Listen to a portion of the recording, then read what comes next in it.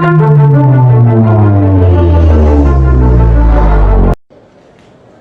2007, when our party, then the ACA, was rigged out of elections in Osun, in Ekiti, in Ondo, and in Edo State,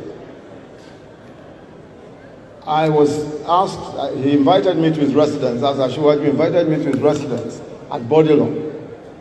And he said to me, the only way by which we can possibly reclaim the states that have been taken away from us by this regime is going through the courts.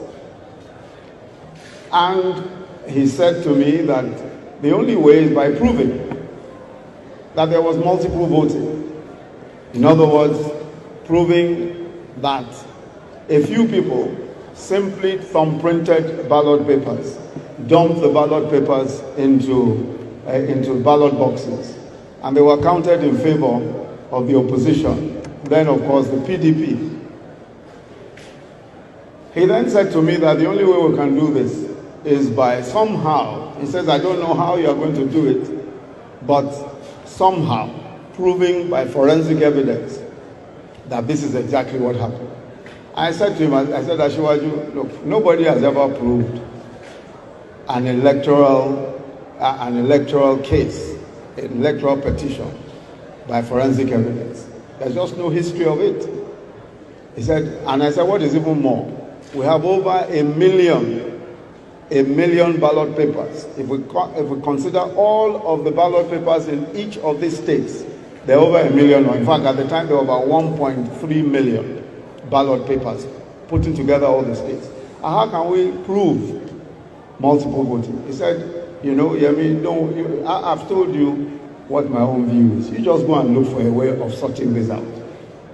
So I went to the UK and met with possibly the most experienced fingerprint expert in the entire United Kingdom, a gentleman called Adrian Forty, introduced to me by some of the QCs who I'd worked with in the UK. And when I told Adrian Forty the enormity of the problem, he laughed and almost fell off his chair.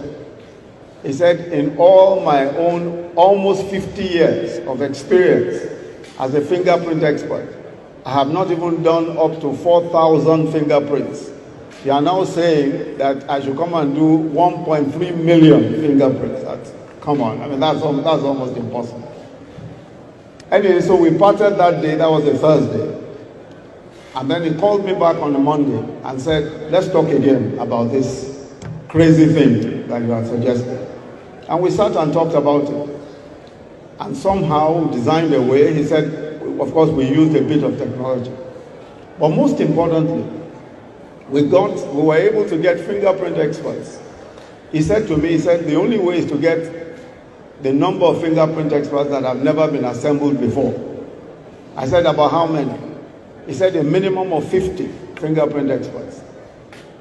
In the end, we hired 63 fingerprint experts, 63. 50 of them were from the UK police. What was even more interesting about that was that even to get the UK police to support us, Asiwaju had to come all the way from Nigeria to come and talk to friends and people who he knew to try and persuade the authorities to let us use the UK police. In the end, they allowed us to, of course, in the spare time of those policemen. And we got an additional 10 policemen. Altogether, 63 policemen, working flat out for almost 6 months.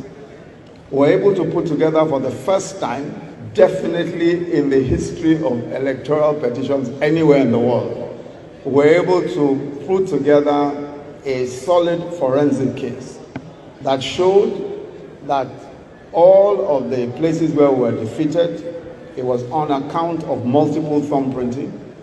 And we also demonstrated that it was impossible for those who said they voted. For instance, we showed that if you cast 20,000 votes in a particular unit, when we calculated the time that it takes to cast one single vote, it's usually above 5 minutes.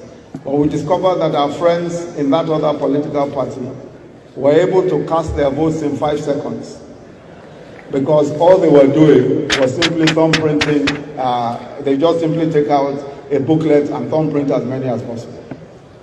So we were able to demonstrate all of that in court. Cut a long story short, one by one, we were able to get back the states that had been taken away from us.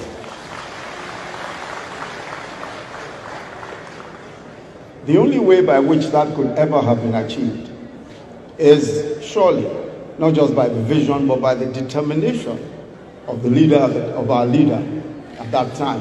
It was, of course, the leader of the ACN at the time. Why do I never get updates with the happening in Nigeria and around the world, on the go?